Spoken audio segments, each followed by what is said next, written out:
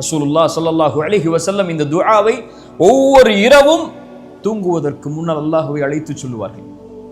அல்லாஹும்ம ரப்பஸ் ஸமாவாத்தி ஸப்இ, 7 வானங்களுடைய இறைவனே, ரப்பல் அர்த், பூமிகளுடைய இறைவனே, ரப்பல் அர்ஷில் அதீம், அர்ஷின் அதிபதியே, ரப்பனா ரப்ப குல்லி ஷை, என் இறைவா எல்லாவற்றின் இறைவனே. ரசூலுல்லாஹ் ஸல்லல்லாஹு அலைஹி வஸல்லம் சொன்னார்கள், ஃபாலிகில் ஹப்பி வன் நவா, விதைகளிலிருந்தும் வித்துக்களிலிருந்தும் முளைவிப்பவனே, முனஸில தௌராத்தி வல் இன்ஜீலி வல் ஃபுர்கான், தௌராத்தையும் இன்ஜீலையும் குர்ஆனையும் இறக்கியவனே, வஅஊது பிக மின் ஷர்ரி குல்லி ஷைஇன் ஆஹிதும் பிநாசியத்திஹ், என் உச்சி முடி உன் கரத்திலே இருக்கும்போது, என்னுடைய உச்சி உன் கரத்திலே இருக்கும்போது வரக்கூடிய எல்லா தீங்கிலிருந்தும் யா அல்லாஹ் என்னை பாதுகாத்துக்கொள். ரசூலுல்லாஹ் ஸல்லல்லாஹு அலைஹி வஸல்லம் உடைய துஆ, கற்றுக் கொடுத்த துஆ.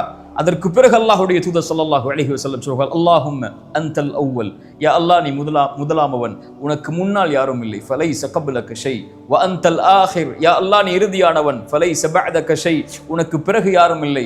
அல்லாஹும்ம அன்தல் ஸாஹிர், யா அல்லாஹ் நீ மேலானவன், ஃபலைஸ ஃபௌகக ஷை, உனக்கு மேல் யாரும் இல்லை. யா அல்லாஹ் நீ நெருக்கமானவன், ஃபலைஸ தூனக ஷை, உன்னை விட நெருக்கமானவன் யாரும் இல்லை. யக்தி அன்னா அத்தைன், யா அல்லாஹ் கடனிலிருந்து எங்களை நீக்கு. ரசூலுல்லாஹ் தன் மகளுக்கு சொல்லிக் கொடுத்த பிரார்த்தனை. வக்னினா மினல் ஃபக்ர், யா அல்லாஹ் ஏழ்மையிலிருந்து எங்களை போதுமாகக்கூடிய வாழ்வை வாழ்வதற்கு அருள் செய்.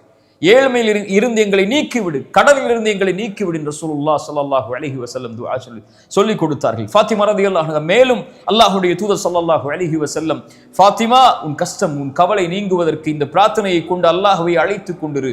யா ஹய்யு யா கய்யூம், உயிர் உள்ளவனே நிலையானவனே, அஸ்தகீது பிரஹ்மதிக, உன் அருளை கொண்டு உன்னிடத்திலே பாதுகாவல் தேடுகிறேன். அஸ்லிஹ் லி ஷஅனி குல்ல, யா அல்லாஹ் என்னை முழுவதும் சீர்படுத்து. வலா தகில்னி இலா நஃப்ஸி தர்ஃபத ஐன், யா அல்லாஹ் கண் சிமிட்டும் நேரத்திற்கு கூட என்னை ஒப்படைத்து விடாதே, என்னிடத்திலே முழுவதும் என் பொறுப்பை உன்னிடத்திலே வைத்துக்கொள் என்று அல்லாஹ்வுடைய தூதர் ஸல்லல்லாஹு அலைஹி வஸல்லம் துஆ செய்ய சொன்னார். துஆ அல்லாஹ்விடத்தில் நம்முடைய பிரச்சனைகளை முன்வைக்கும் போது, எடுத்து வைக்கும் போது நம்முடைய கவலைகளை நீக்கும்.